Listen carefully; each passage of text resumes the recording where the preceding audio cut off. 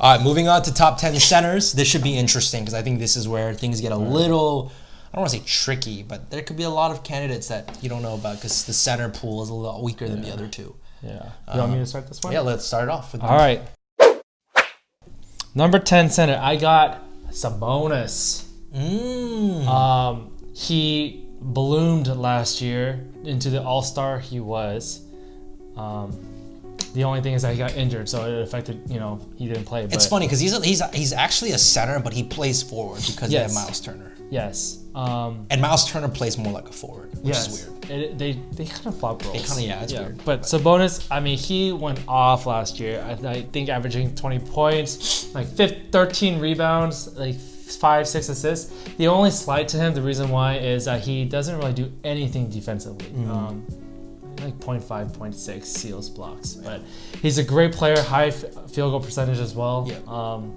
I mean, that's great stats for a center. I mean, consistently over double almost every game. Yeah. So good pick. I'm just gonna let you know I did put it was between Sabonis and this guy that I picked, but my number 10 is Christian Wood.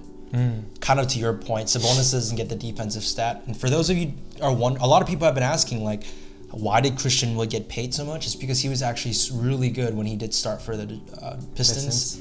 He averaged over 20-10, averaged about 2 blocks. He's crazy, and now he's on the Rockets where, Boogie might eat into his playing time, but a lot of people also don't know Wood can shoot threes, so it bodes really well for that team. He's a breakout candidate this year.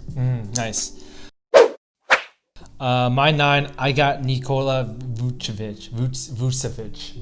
Vucevic? Oh my gosh, you put him at 9? Wow. That's what he's thinking. I think he has him every year or something like that. He loves this dude. Okay. He's just keeping calm. Anyways, fantasy-wise, I'll explain why I put him at 9. He's great fantasy. High field goal percentages. He'll get 20-10 probably every game. Doesn't really do assists. He averaged almost 1 steal, almost 1 block last year, and that's why he's lower on my list because of his defensive stats as well. But that's why. Okay. He's my 9 though. Okay. At number 9, I got Yusuf Nurkic. Also a guy, when he played, he was a top 25 player. He was elite. And with Whiteside gone, there's nothing stopping him. There are obviously risks of injuries because I don't know what it is. I feel like I always see him bloody or something. Like he's always like throwing his body around. He plays tough, but I like it. Smart maybe. Yeah. It's his body. So, and I mean, he's really good. It's such a good player, and so he has a lot of potential. I like him here. All right. Moving on to my 8, I have Yusuf. I have a list. Yusuf Nurkic. I mean, stats-wise, percentage-wise, he's great. He gives a lot of defensive stats. Honestly, I would probably have ranked him higher if none for the fact that Covington's on the team. I know that if they come to a situation, I could see Covington playing at the 5. Like small ball style. Because, they still have Carmelo on the team who could play the 4. Not to say that Nurkic is a bad player to have on the floor, but matchup-wise, they might want to go with a more mobile guy with Covington, who is also very great defensively. But yeah. At my number 8, I have Bam Adebayo. Wow. Yep, Bam Adebayo. Wow, okay. He is a phenomenal player, but I think he's one of those players to me that I think he's a lot more valuable actually on the court than actually fantasy-wise. Wow, okay. He did play really well last year. It was his breakout year, but I think just statistically-wise, I don't think it necessarily blows you away to me. He'll get you your blocks. I think boards is actually very inconsistent for him, surprisingly. He doesn't average the constant 10 like everybody else does, and he's not going to score like 30 all the time. Gotcha. So that's why I put him there. Okay. I mean, okay. Moving on to 7, correct? Yes, 7. 7, I have Joel Embiid. A lot of people are going to think that's pretty high or pretty low. Low, no. Low. He should be higher. He should be higher in our list. Yeah, I mean, you can think that. But you gotta think fantasy wise. Embiid doesn't play games every year. He gets hurt every year. And when he plays, he's great. He's also very inconsistent sometimes. I think we can agree, though, Embiid is probably one of the most talented on this list. I think He could arguably be the most talented. Yeah, offensively, Yeah. and defensively. I mean, he gets a lot of blocks too. Yeah. But yeah, he can easily go for 30 points, 10 rebounds, Easy. 2-3 threes. When he's great. Yeah. The thing is, the reason why he's lower is because you have to account for the fact that let's say the Sixers are only playing twice 1 week, and Embiid's hurt one game. That means you only get 1 game out of him, and Embiid gets hurt a lot. And it's even worse this year because we have lower games. Exactly. Embiid is definitely worth an early round pick. He can easily produce early round value. It's just that I fully expect him to miss a few games, especially with the short season. I mean, I don't know if he'll be resting any back-to-backs or anything, whatever it may be, but with how this league has kind of been changing to like this rest our players kind of deal, they might do that with their star players. Might be tough. So Yeah. My number 7 is DeAndre Ayton. okay. Super high on him. I think he also has one of the higher upsides of this list that we have. It's just he's proven it a little bit. He's shown me that he's a good center. Now, can he be a great center is the next move. Chris Paul should help him a ton. He also, at the same time, can be inconsistent. I think he always gets you 10-10, though. That's the thing. With great field goal, he can shoot, so he's a very safe pick. It's just, can he make that leap? Gotcha. All right, moving on to 6, I have Rudy Gobert. Former Defensive Player of the Year. I mean, everyone knows what he does. He shoots like 65% field goal. He'll get like a 20-20. He could like go 20-15. No, like 15-15 maybe with 2 blocks. Yeah. Downside, his free throws are atrocious. And Another downside for Gobert actually is that on that Jazz team, he actually doesn't get a lot of shooting volume. Yeah. So that's why I say 15-15, not 20, because he actually doesn't get a lot of shots up. Yep. He could get you points through free throws, but it's going to hurt your free throws. Like the rebounds though is like, it's locked. Yeah. It's locked. He'll get you rebounds, he'll get you blocks, but it's just, sometimes he'll have like a 6-point, 15 rebound game. And it's like, oh, okay. Yeah. But yeah, nonetheless, great center to have. He will truly hurt your free throws though, for sure. At number 6, I got Joel Embiid. You echoed it.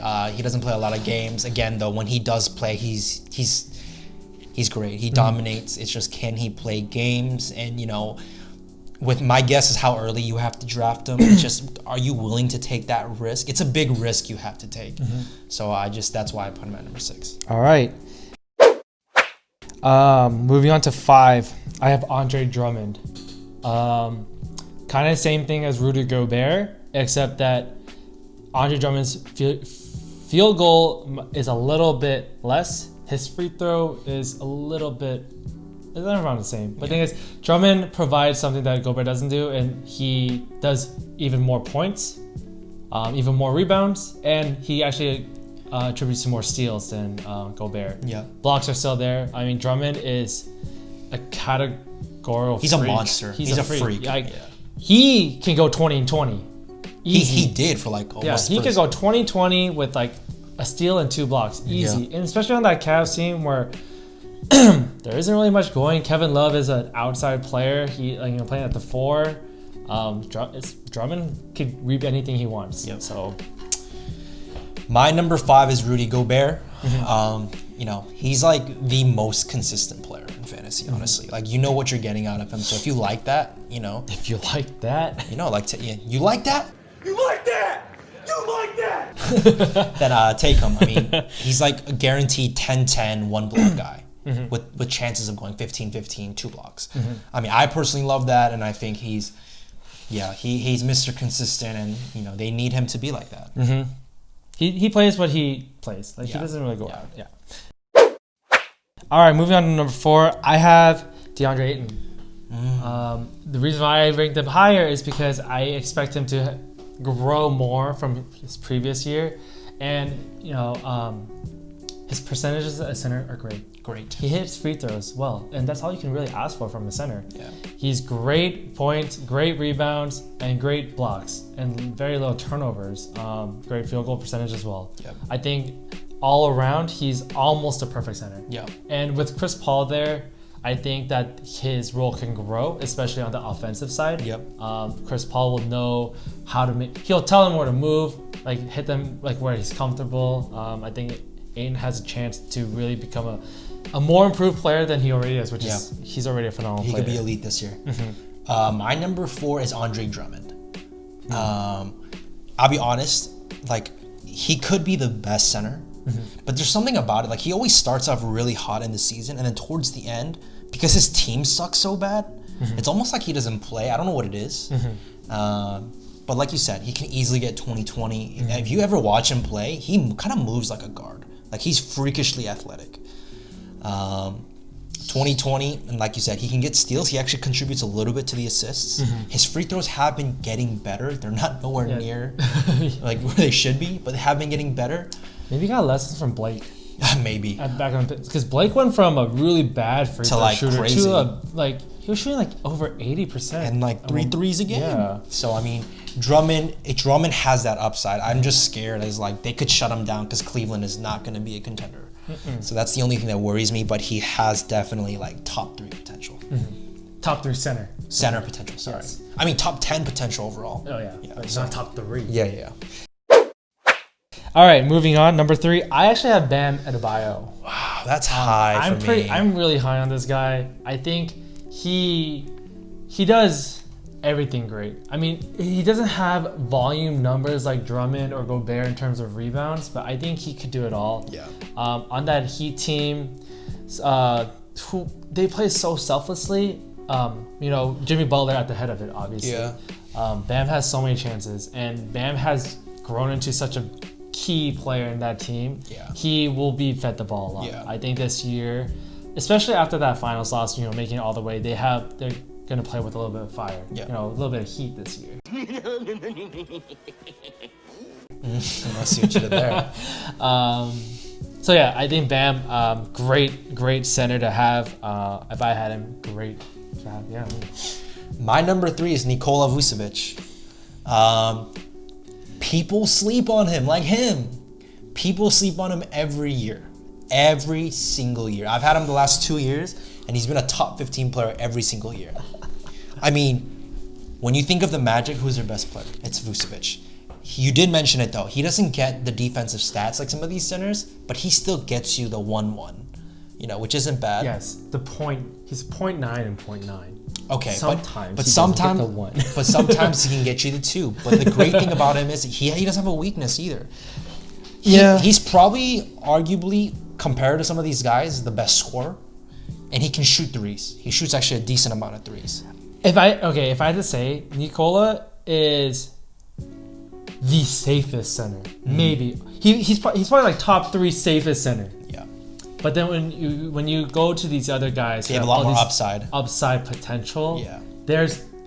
It's so far ahead that's why I mean, to me though, Nikola, I mean, his safeness though is like a 24-10. I mean, this guy's gonna draft him. So. I love that about Nikola. I think if that's all you can ask, like 24-10 and a block, like that's perfect to me for a center. And he is good. Like I don't want to say the best, but good enough field goal. Yeah, it's decent. It's decent. His free throw is great. His 3, he can get you 2 threes a game. I mean, also it depends on your strategy, but to me, I think that's bar none a top 3 center. Nice. My number 2 center is Karl Anthony Towns. Ooh. He's Nikola the better. He has a high field goal. He has a high free throw. He hits a 3. That's a good comparison. He gets the points. He gets the rebounds. He's involved in this assist game, and he gets better defensive stats. Yeah. Cat could arguably be a top 5 pick. He was people forget he was number 1 2 years ago. Yeah, his categorically, Yeah. he is phenomenal. He's phenomenal. He could carry a team for sure. He does have a heavy price. He does have, he did play a little bit with D'Lo after that trade, but he has this emotional side of this offseason. So I don't know how that's going to affect mentally his game for this upcoming season. Yeah. I don't know if it's going to hurt him or make him stronger, Because mental health is it's a big part in how these players play. Yeah. That being said, I don't know how much Anthony Edwards is going to affect into the role of that Timberwolves team, but nonetheless, Cat is a freak. He's great. He is I think he's a top guy on the Minnesota team. I think he's the top guy over D. Oh yeah, no, for sure. So, for sure. I mean, number 2 center for sure. My number 2 is Jokic. Yeah, I knew it. I knew it. Everyone knows what he could do in the playoffs. He's a triple-double machine. Granted, again, he's not as elite as defensively as some of these centers, but he still gets you, the stats. The one thing I do want to say though with Jokic, and this is just a personal observation that I've seen. Sometimes he can be fairly inconsistent. Like he doesn't play like those crazy numbers we see unless they're like big games for some reason. And maybe that's just me. Nonetheless, though, when he does get those stats, it's crazy. It's like a 30, 15, 10. Like it's insane. You know how good he is, and with Jeremy Grant gone, I think it even bodes even better. But who knows? Maybe he had a shitty offseason and he just got fat again. I don't know, because that's a big concern of him. He always comes in overweight, but all right. As long as he's healthy, skinny, he's a baller. Transition now to my number 1, Nikola Jokic. I don't think it matters if he's skinny or fat. I mean, he's been fat this whole time, and he's been balling out everybody. That just shows how fat he was, because he lost like 30 pounds, and he still looks like that. I'll say this. And this is a little bit not fantasy-wise. I every time I play 2K, and I start a new season, the first thing I do is trade for Jokic. Because he could do everything. And he could hit the 3, he could pass the ball, he could get rebounds. Now moving on to fantasy, he could hit the 3, he has great percentages, he's triple-double almost, like he has triple-double capability every night. Yep. Steals is not as reliable but he does get blocks. Yeah, he does get blocks.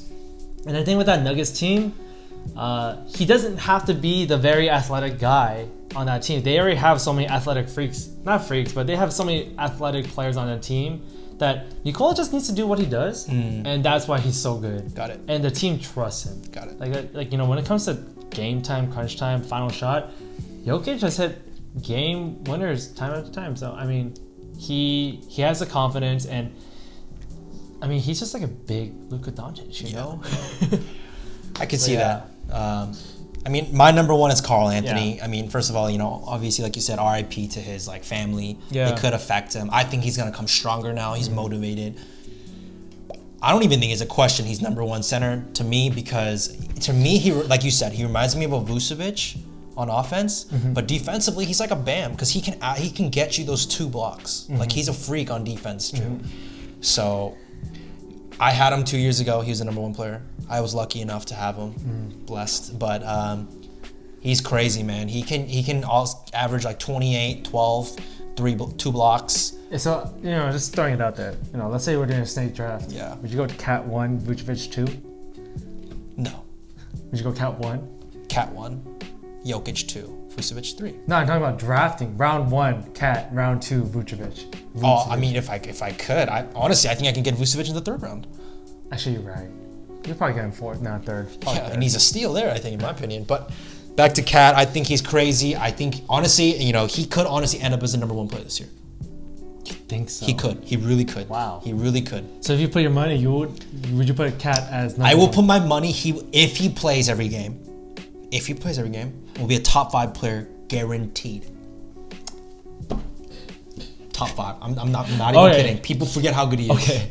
Let me just say the same thing, but just differently. If Kevin Durant plays every single game, he's a top 5 player. Okay. Guaranteed. No, you're absolutely right. Absolutely right.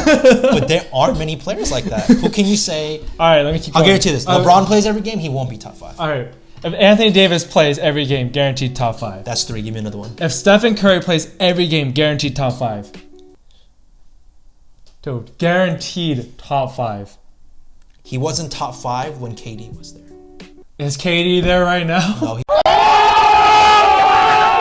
he's not. But Clay isn't there either. Homie, Curry, oh my You don't think Curry would be top 5 if he played every game? He might get a ton of turnovers this year. He's a Curry hater. I'm not a Curry hater. He's a hater. If you said top 10, I agree. All right, let me keep going. If Kawhi Leonard played every game, top 5. Yes. Yes. I mean, if Giannis plays every game, top 5. Not this year. You don't think so? No. Why don't you think so? Because I think he has more help this year, and I think he'll be like 6, 7. There's not okay. Nonetheless, I guarantee you can't say 10 players like that. Was what I'm saying. Well, I think Cat is top 10. No, I'm saying you can't name 10 players that can be in the top 5 if they play every game. I think James Harden is top 5. Oh, agreed. I mean, he could be number 1. That's already 5 people right there. There we go, 5. That's it. But then you're saying that you can't name 5, and I named 5. I think it could be top 5 over Cat. Okay, well, all I'm saying is Carl is really good, and you guys don't sleep on him. If you can get him in like the later end of your first round. Yeah, if he went late first round, I would snag him 100%. Steal. I think he should go like you said. I think he should go top 5, 6. I think he's at the bubble 5, 6. Which means he could be he's a top 5 player. I never. I'm just kidding. Oh my! You challenged me to say 5. You said you're like I got him. No, you're like, all right. Let me ask you this then. This year, if you had this, like say the 7th pick, and it's between Curry and Cat, who are you picking? Oh, that's tough. That's tough. It's tough. But that's my point though, because I know how high people are on Curry, but that just shows you that Carl is that good too. Hey man, I mean. Okay, let me ask you this: Uh-huh. Curry or Jokic? That's tough too. Well, I think Jokic is better than Cat. Oh, that's right. Okay. Wait, so then is that Jokic? No question. I mean, I think I would take Jokic. Yeah. Okay. It's good insight there. I think I'd take Carl. No question over Curry. Okay, let's say it was. I mean, obviously, if it was Jokic and Cat, you would take Cat. Yes. Give me another one. Cat or Harden? Okay, for player, Harden, but just the way I play, Yeah, I wouldn't take Harden. But yeah, if it's just like player for player, Harden, obviously. Oh, okay. I think the only players I would take over Cat is Harden. Let me see. Harden, Davis. Yes. I would take Kawhi. Oh yeah, Kawhi. I was like thinking of who was the other. You wouldn't take Giannis then? I wouldn't. Really? Yeah, I would take Cat over Giannis.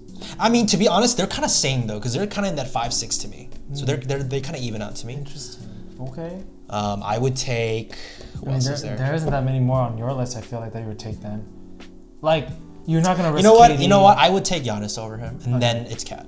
So Cat 5. Yeah, I would take Cat over KD, but that's obviously because of Yeah. injury Just reasons. like injuries wise, but like easy KD would. Yeah, for sure. Yeah. I mean, yeah, like you said, Cat was the number 1 fantasy player 2 years ago. I mean, if you're the number 1 player any years, like just a couple years removed, that says something. And it's not like it's like Cat was in his prime and now he's old. Like Cat is like 20. He might be around our age. Like he's, yeah, like he was number 1, like not in his prime. Yeah. You know, Yeah. that's like that's. Yeah. Cat easy first round. You know. Yeah. If I was I wouldn't take Cat if I was like first 3, 4th picks. But after that, then I would consider it. Yeah. Because I would want like Davis. Yeah, of course. Well, hopefully that helps you guys. You know, we got into a little heated debate, but let us know who your guys' number 1 center is. Love to hear that. So yeah, I mean, for sure. Good luck